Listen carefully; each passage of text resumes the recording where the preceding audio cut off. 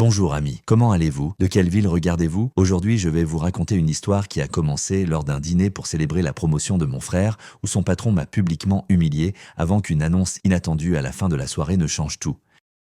C'était un jeudi, fin octobre. J'arrive dans la salle privée du restaurant Le Ciel, dans le quartier des affaires de Lyon. L'immeuble est en verre et béton, une enseigne au néon clignote à l'entrée. À l'intérieur, des voix, des verres qui s'entrechoquent, des serveurs avec leur plateau. Mon frère Jean vient d'être promu chef de département dans une grande entreprise de logistique. La famille a insisté pour que je vienne. Pierre, soutiens ton frère, c'est important. Je n'ai pas protesté, même si l'invitation est venue par maman, pas par Jean. On m'a placé au bout de la table, près de la porte, où les serveurs frôlaient de ma chaise. Le patron de Jean, Antoine Dupont, rayonnait de charisme. Toast, blague, poignée de main. À un moment, il m'a remarqué. « Oh Pierre, le parent de notre héros », a-t-il lancé avec un sourire qui a fait rire la salle. « Tu fais quoi, toi ?» Les slides de Jean la nuit, les rires ont redoublé. Des collègues ont renchéri, l'un a crié « Prends-nous en photo, Pierre, t'as le temps !» J'ai serré mon téléphone dans la poche, mais je l'ai sorti et j'ai pris la photo. J'ai souri, en silence. Puis un deuxième coup. Au dessert, maman a lâché « Au fait, la maison de grand-mère à Arles a été mise au nom de Jean. C'est plus simple, tu comprends. » Comprendre. Cette maison, j'avais aidé à la rénover, refait l'électricité, apporté des matériaux, négocié avec les artisans. Jean m'avait dit « Pierre, tu gères mieux ça ?» Pas un merci, pas un mot sur le fait que la maison était à lui désormais. Mais la soirée n'était pas finie. Au moment du café, Monsieur Leblanc, représentant d'un partenaire pour un gros contrat, s'est levé. Calme, précis, il a déclaré « L'analyse du projet, c'est moi, Pierre Dubois, qui la dirige. Les rapports passent par moi. Jean, ton équipe suivra mes règles. » Le silence s'est fait, les rires se sont éteints. Antoine Dupont a rajusté sa cravate, Jean a fixé son assiette. J'ai croisé le regard de maman, elle semblait avoir avalé un citron. À cet instant, j'ai compris. Tout ce que j'avais fait pendant des années, calcul, slide, coup de main, en famille, ne serait plus invisible. Je ne suis plus une ombre. Ce soir-là était à moi. J'ai toujours été celui qui tire les ficelles dans l'ombre. Pierre Dubois, 34 ans, analyste de données, mais pour la famille. Juste Pierre le fiable. Chaque matin était pareil. Réveil à 6h30, café dans une vieille cafetière turque, ordinateur avec des tableaux et des emails. J'habitais un petit appartement à Lyon dans une rue où flottait l'odeur des croissants frais d'une boulangerie. Mes journées, des tableaux pour les projets de Jean, des appels des parents pour réparer un robinet à Arles ou vérifier des papiers. Je ne disais jamais non. La famille, c'est la famille.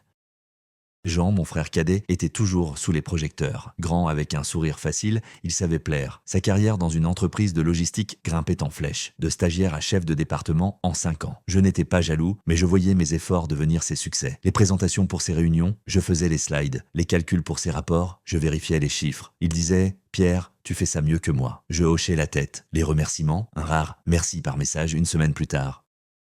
Mes parents voyant les choses à leur manière. Jean construit une carrière. Et toi? Eh bien toi c'est stable, a dit maman un soir à table. Stable, un mot qui donnait envie de serrer les dents. Je ne me plaignais pas, je faisais. Je réparais leur voiture, payais les petites factures quand ils oubliaient. Même la maison de grand-mère à Arles, dont nous avions hérité, c'était moi qui m'en occupais. J'ai négocié avec l'électricien, acheté de la peinture, fait des allers-retours le week-end. Jean envoyait des messages. Pierre vérifie, il y a une fuite. Je vérifiais.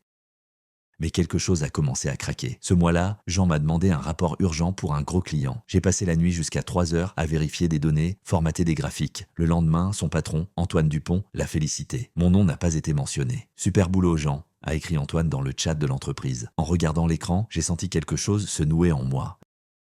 L'invitation au dîner est arrivée par maman. « Pierre, Jean a été promu. Il y a un banquet, tu dois venir. C'est familial », a-t-elle dit au téléphone. J'ai demandé si Jean m'avait invité lui-même. Elle a hésité. « Il est occupé, tu sais. » J'y suis allé. Pas par envie, mais parce que refuser aurait déclenché des discussions, des reproches, des « ne gâche pas la soirée ». Le restaurant Le Ciel était dans le quartier des affaires où les gratte-ciel reflétèrent les néons. Je me suis garé à l'entrée, j'ai ajusté ma veste et je suis entré. Un serveur m'a indiqué une table dans un coin, longue, couverte d'une nappe blanche, avec des verres et des bougies. Jean était au centre, près d'Antoine et des collègues. Maman et papa, plus près de lui. Moi, on m'a placé tout au bout, là où la chaise tanguait sur le sol inégal. « Pierre, content que tu sois là », ça dit Jean sans quitter sa conversation avec un collègue. J'ai hoché la tête. La soirée a commencé par des toasts. Antoine s'est levé, a levé son verre. À Jean, notre nouveau leader. Tout le monde a applaudi, moi aussi, même si je me sentais de trop. Puis Antoine m'a vu. « Et lui, c'est qui? Pierre, c'est ça? L'assistant familial de Jean ?» a-t-il dit avec un sourire qui semblait amical, mais qui coupait comme un couteau. La salle a ri. Quelqu'un a ajouté « Pierre, t'es un pro des slides, non ?» J'ai souri, mais sous la table, mes mains serrées de la serviette. Au dessert, maman s'est penchée vers moi. Pierre, on a mis la maison d'Arles au nom de Jean. C'est plus simple, il est occupé. Et toi, tu géreras. Je l'ai regardé. Gérer, ai-je répété doucement. Elle a hoché la tête, comme si c'était évident. Jean, à 5 mètres, n'a même pas tourné la tête. J'ai compris. Ce n'était pas juste une maison, c'était des années à être celui qui gère, sans qu'on me demande si je le voulais. J'étais assis au bout de la table, le ciel, regardant les serveurs emporter les assiettes vides. Le rire après la blague d'Antoine Dupont résonnait encore dans mes oreilles. Pierre, l'assistant familial. Ces mots tournaient en boucle dans ma tête. Les collègues de Jean échangèrent des regards, certains ricanaient, d'autres se tournaient vers leur verre. Jean fixait ailleurs, ajustant le poignet de sa chemise. J'aurais pu me lever, partir, claquer la porte, mais c'était trop facile. À la place, j'ai pris mon café et bu une gorgée. Froid, comme mon humeur. Maman, assise plus près de Jean, s'est penchée vers moi. Pierre ne le prend pas mal. Antoine plaisante, c'est son style. Je l'ai regardé, ses yeux disaient « Ne gâche pas la soirée ». Papa à côté a hoché la tête. « Pierre, tu es intelligent, pas de scène ». Une scène? Je me taisais, mais à l'intérieur, quelque chose s'est déclenché. Ce n'était pas juste une soirée, c'était un système où j'étais le remplaçant, appelé seulement pour réparer les choses.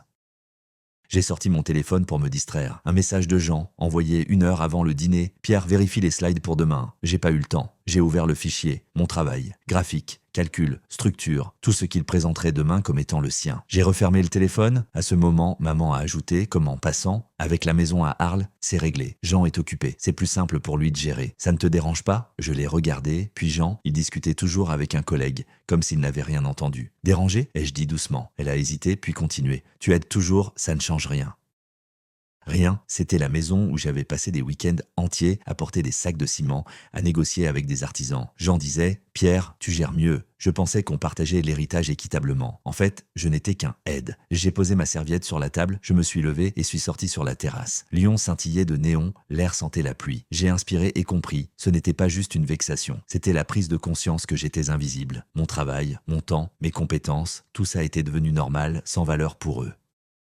De retour dans la salle, j'ai vu Antoine lever son verre à nouveau. « Au succès de notre équipe », a-t-il dit. Tout le monde a applaudi, sauf moi. Je regardais Jean, il a croisé mon regard, mais a vite détourné les yeux. Là, j'ai décidé, ça suffit. Je ne serai plus celui qui gère. Je ne suis pas leur ressource.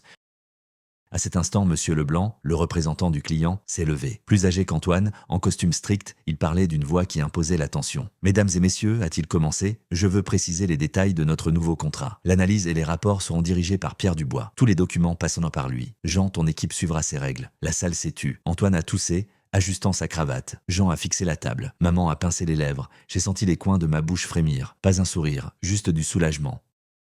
J'ai compris que ce n'était pas juste des mots. Monsieur Leblanc connaissait mon travail. 1 mois plus tôt, je lui avais envoyé des brouillons d'analyse que Jean avait oublié de mentionner. Leblanc m'avait contacté, proposant un rôle dans le projet. J'avais accepté, sans en parler à personne. Maintenant, c'était officiel. Je n'étais plus une ombre. J'étais celui qui fixait les règles.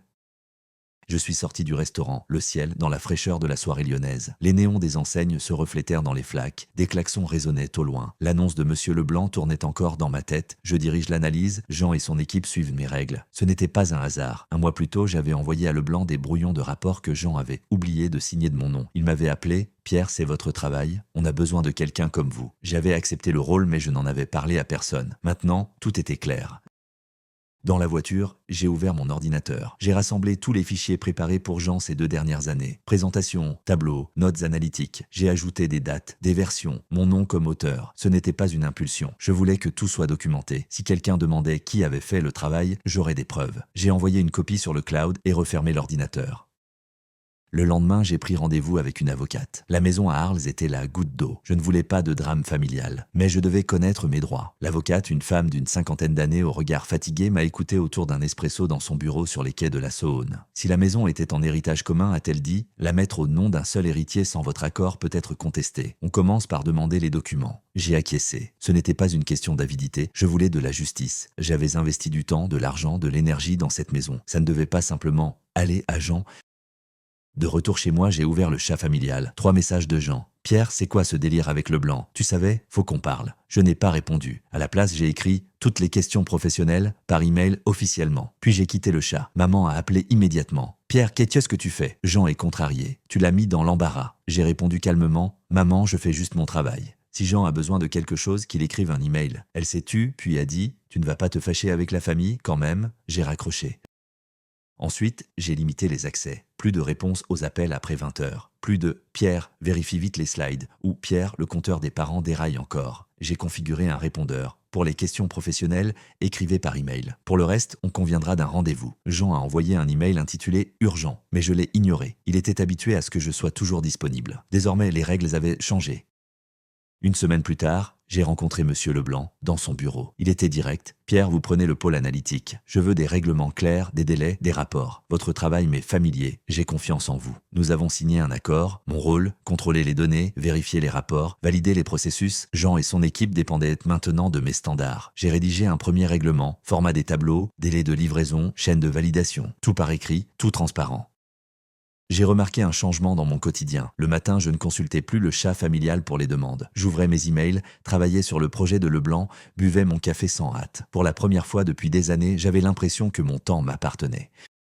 Jean a appelé quelques jours plus tard. « Pierre, c'est quoi cette formalité? On était frères, on peut parler, non ?» a-t-il dit, jouant l'amabilité. J'ai répondu « Si c'est professionnel, écrit par email. Si c'est personnel, on se verra quand j'aurai le temps. » Il a soufflé. « Sérieux? C'est à cause de la maison? On est une famille ?» J'ai dit « Justement, j'attendais une discussion sur la maison, il n'y en a pas eu. » J'ai raccroché, je n'étais pas en colère, je posais juste des limites.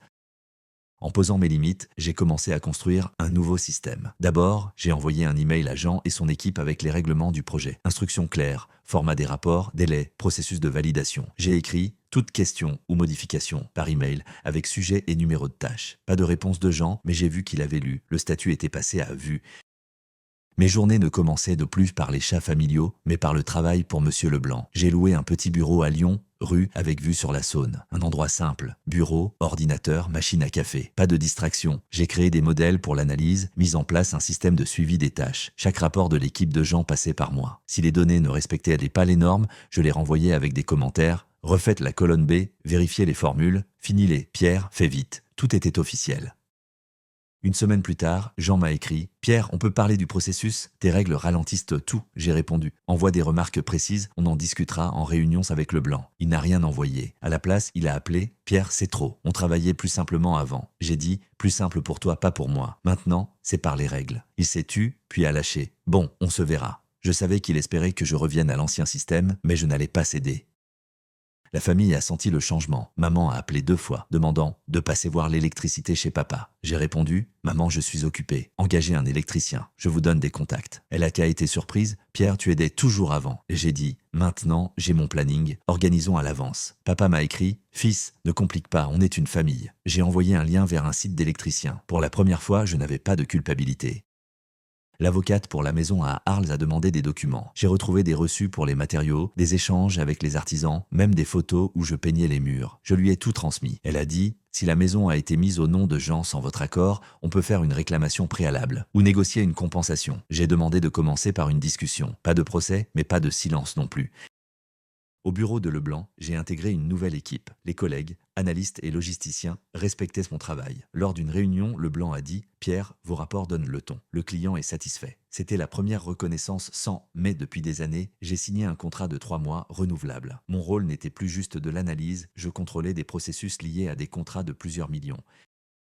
Jean a commencé à rater des délais. Sans mes corrections nocturnes, ses présentations revenaient avec des remarques. Lors d'une réunion, Leblanc a demandé « Jean, où est le rapport sur les livraisons ?» Pierre a signalé des erreurs, Jean a marmonné quelque chose sur des complications techniques. Je me taisais, mais je savais, il comptait sur moi pour couvrir ses lacunes. Désormais, il était seul. La famille a essayé de faire pression. Lors d'un dîner chez mes parents, maman a dit « Pierre, tu as changé. » Jean était stressé, c'est dur pour lui. J'ai répondu « Maman, je n'ai pas changé. J'ai juste arrêté d'être à disposition. » Papa a froncé les sourcils. « Tu te places au-dessus de la famille. » J'ai regardé. Je me place à égalité. Jean en face se taisait, triturant nerveusement sa fourchette. Mes soirées sont devenues calmes, plus de réveils nocturnes pour corriger des erreurs. Je lisais, regardais des films, me suis inscrit à des cours de modélisation financière. Mon compte en banque grossissait. Le contrat avec Leblanc rapportait régulièrement. J'ai acheté un nouvel ordinateur, celui dont je rêvais, mais que je repoussais pour aider la famille. Fin du mois, l'avocate m'a informé « Jean est d'accord pour discuter d'une compensation pour la maison. Il ne veut pas de procès. » J'ai dit « Bien, mais je veux des conditions claires. » Nous préparions les documents. Ce n'était pas la fin, mais un pas vers la clarté. Je sentais que je reprenais le contrôle, pas seulement sur la maison, mais sur ma vie. Un mois après le dîner au Le Ciel, j'ai vu tout s'effriter pour ceux qui comptaient sur moi. Jean a rendu un premier rapport avec des erreurs de calcul. Monsieur Leblanc l'a renvoyé, non conforme, à corriger avant vendredi. Lestofort, j'avais reçu une copie et noté que j'avais signalé ces erreurs dès le brouillon. Jean m'a appelé, Pierre, c'est urgent, aide-moi à finaliser. Legno da Selezione. J'ai répondu par email. Envoie-t-il une demande officielle, je vérifierai selon l'ordre des tâches. Il n'a rien envoyé. Lors d'une réunion, Leblanc a demandé publiquement « Jean, pourquoi le rapport est-il encore brut ?» Jean a marmonné quelque chose sur une surcharge, mais je voyais ses poings serrés sous la table. Son équipe trébuchait aussi. Sans mes retouches nocturnes, leur présentation revenait avec des remarques du client. Marc, un collègue de Jean, m'a écrit « Pierre, tu peux jeter un œil au slide? Avant, tu nous dépannais. » J'ai répondu « Marc envoie via le système de tâches. Je vérifierai selon mon planning. » Il n'a rien envoyé. Ils étaient habitués à ce que je comble leurs lacunes à la dernière minute. Maintenant, ils devaient apprendre seuls. Dans la famille, tout changeait. Maman appelait moins, mais tentait de ramener l'ancien système. Pierre, le chauffage à Arles déraille encore. Tu passes? J'ai répondu. Maman, engagez un technicien. Je suis occupé. Elle soupirait. Avant, tu aidais toujours. Je répétais. Maintenant, c'est différent. Papa, un soir à table, a dit Pierre, tu deviens un étranger. J'ai répondu. Non, je deviens moi-même, pour moi. Jean se taisait, triturant nerveusement ses clés de voiture. La maison à Arles était un point de friction. L'avocate a envoyé une lettre à Jean pour une compensation. Il a répondu après une semaine, proposant de partager les frais de réparation. J'ai refusé. Il ne s'agit pas de réparation, mais de ma part d'héritage. Elle a préparé une réclamation préalable. Jean a appelé « Pierre, c'est trop, on peut s'arranger en famille ». J'ai dit « En famille, c'était quand je réparais la maison et que tu l'as prise. Maintenant, c'est par les documents ». Il a raccroché, maman a écrit « Pierre, tu déchires la famille ». Je n'ai pas répondu. Ma vie, elle, prenait du rythme. Le contrat avec Leblanc rapportait régulièrement. J'ai engagé un assistant pour traiter les données, me libérant du temps. Mon bureau sur les quais de la Saône était mon espace. Mes collègues respectaient mes décisions, le client envoyait des remerciements. Lors d'une réunion, Leblanc a dit « Pierre, votre approche nous fait gagner du temps et de l'argent ». J'ai hoché la tête, mais intérieurement, je ressentais une chaleur. Ce n'était pas juste une reconnaissance, c'était ma nouvelle réalité. Je dormais mieux, les appels nocturnes de gens ou des parents avaient disparu. Je ne me levais plus pour corriger des erreurs ou réparer un câble. Mes soirées étaient à moi. Je lisais des livres d'économie, regardais de vieux films français, commençais à courir le matin le long de la Saône. Mon compte en banque me permettait d'acheter un vélo neuf. Pas un luxe, mais un rêve que j'avais repoussé pour aider la famille. Jean et son équipe continuaient à sombrer. Lors d'une réunion, le client a refusé leur rapport pour des incohérences. Leblanc a convoqué Jean. Si ça se reproduit, on reverra les rôles dans le projet. Jean m'a regardé, mais j'ai détourné les yeux. C'était son choix de compter sur moi plutôt que d'apprendre. Antoine Dupont, son patron, perdait patience. J'ai entendu qu'il l'avait réprimandé après une réunion. « Tu es chef et tu rends un travail brut. Qu'est-ce qui se passe ?» La famille là s'est mise à se disputer. Maman se plaignait que Jean ne gérait pas la maison à Arles. Il est occupé, mais il y a des taxes, des factures, des réparations. J'ai dit « Maman, c'est sa maison, sa responsabilité. » Elle s'est tue, papa a tenté d'intervenir. « Pierre, tu pourrais aider pour la famille. » J'ai répondu « J'ai aidé pendant des années. À vous maintenant. » Il ne s'y attendait ni pas, mais je ne me sentais plus redevable. Mon travail avec Leblanc ouvrait des portes. Le client a proposé d'élargir le contrat avec un autre projet. J'ai accepté, mais posé des conditions, délais et budget clairs. Ils ont validé. Je commençais à planifier un déménagement dans un appartement plus grand. Pas pour frimer, mais pour un espace où je pourrais respirer librement. 2 mois après le dîner au Le Ciel, ma vie avait trouvé un rythme clair. Travail avec Leblanc, footing matinal, soirée sans appel. Mais je savais que la famille et Jean n'abandonneraient pas si facilement. Ils étaient habitués à ce que je revienne toujours pour dépanner. Ce moment est arrivé. Un vendredi soir, Jean a débarqué dans mon bureau. J'avais fini un appel avec un client quand il est entré sans frapper. Son costume était froissé, des cernes sous les yeux. « Pierre, faut qu'on parle », a-t-il dit, s'asseyant sans y être invité. J'ai fermé mon ordinateur et l'ai regardé. « Parle », ai-je répondu calmement. Il a commencé. « On a des problèmes avec le projet. Le client est mécontent, Leblanc met la pression. Tu peux aider, comme avant, juste une fois, pour la boîte. » Sa voix mêlait fatigue et agacement. Je me taisais, le regardant. Il a continué. « C'est aussi ta réputation, et on est dans le même bateau. » Je me suis adossé à ma chaise. « Jean, ai-je dit, je ne suis pas dans ton bateau. Je gère l'analyse, tu rends les rapports. S'ils sont bruts, c'est ta responsabilité. » Il a froncé les sourcils. « Sérieux? À cause de la maison? J'ai dit qu'on s'arrangerait. » J'ai secoué la tête. « Pas à cause de la maison, à cause du fait que tu prenais mon travail, mon temps, mes solutions, et que tu les faisais passer pour les tiens. Maintenant, débrouille-toi. » Il s'est levé, a fait les 100 pas. « Pierre, c'est la famille. Tu peux pas juste nous couper ?» J'ai répondu « Je ne coupe pas. Je ne m'allume pas tant que c'est pas juste. » Il a serré les lèvres, puis a dit « Ok, Antoine m'a demandé de te dire « Aide-nous, il appréciera. » J'ai presque ri. Antoine, celui qui plaisantait sur l'assistant familial. J'ai dit « Si Antoine veut de l'aide, qu'il écrive officiellement, je considérerai. » Jean a tapé la main sur la table. « T'es insupportable. » Et il est sorti en claquant la porte. Le lendemain, maman a appelé. Sa voix tremblait. Pierre, Jean est au bout du rouleau, il risque d'être rétrogradé. Tu peux aider pour la famille ?» J'ai répondu. « Maman, j'ai aidé pendant des années. Où était la famille quand la maison a été mise au nom de Jean ?» Elle a hésité. « On pensait que tu étais d'accord. » J'ai dit « Vous n'avez pas demandé. Maintenant, je ne suis plus obligé. » Elle a pleuré mais je n'ai pas cédé. Ce n'était pas de la colère, c'était de la clarté. Je ne voulais plus être leur pompier. Le lundi, Antoine m'a écrit « Sujet, collaboration ». Il proposait de participer ponctuellement pour sauver la situation. À la fin, il ajoutait « Pierre, tu comprends l'importance pour tout le monde. » J'ai relu 2 fois. C'était le même jeu. Il voulait que je couvre leurs erreurs, comme avant, sans reconnaissance. J'ai répondu « Monsieur Dupont, je suis prêt à participer sous contrat officiel et avec des obligations claires. Mes services sont à mon tarif standard. » Pas de réponse. Le même jour, j'ai vu l'avocate. Elle m'a montré un brouillon d'accord pour la maison à Arles. Jean acceptait une compensation, la moitié de ma part, évaluée indépendamment. J'ai dit « Ok, mais je veux une validation notariale. » Elle a hoché la tête. « On le fera. Ils traînent, mais ils savent qu'un procès ne leur convient pas. » J'ai signé les documents préliminaires. Ce n'était pas un triomphe, juste un pas vers la fin. La maison n'était plus un symbole de trahison, juste une transaction. Lors du prochain appel avec Leblanc, Jean semblait plus pâle que d'habitude. Son rapport avait encore été renvoyé avec des remarques. Leblanc a dit « Jean, c'est la dernière fois. » Un autre échec et on revoit les rôles. Je me taisais, vérifiant mes tableaux. Après l'appel, Leblanc m'a écrit « Pierre, votre pôle est le seul qui fonctionne sans accroc. Prêt pour un autre projet ?» J'ai répondu « Prêt, mais avec un budget et des délais clairs. » Il a validé. J'ai compris que l'ancien système était fini. Jean ne pouvait plus compter sur moi. Antoine ne pouvait plus se cacher derrière ses blagues. La famille ne pouvait plus jouer sur la culpabilité. Je ne ressentais pas de colère, juste du soulagement. Il voulait ramener Pierre qui dépanne. Mais ce Pierre n'existait plus. À sa place, il y avait moi, avec des contrats, un bureau et des limites claires.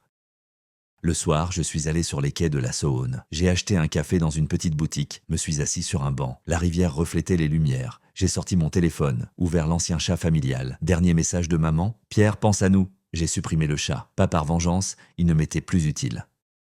3 mois après la soirée au Le Ciel, j'ai déménagé dans un nouvel appartement à Lyon, rue avec vue sur le Rhône. Modeste, mais spacieux, avec une grande fenêtre dans le salon où j'ai installé un bureau. Mon espace sur les quais de la Saône est resté, mais je l'utilisais désormais pour les réunions d'équipe. Le contrat avec Leblanc a été prolongé avec un nouveau projet en plus. Mon rôle s'est élargi. Je dirigeais l'analyse et formais 2 nouveaux employés recrutés par le client. Mon compte en banque m'a permis de rembourser le crédit de ma voiture et d'acheter un billet pour le Portugal. Un week-end pour voir l'océan. Rien d'extravagant. Mais c'était mon choix, mon rythme.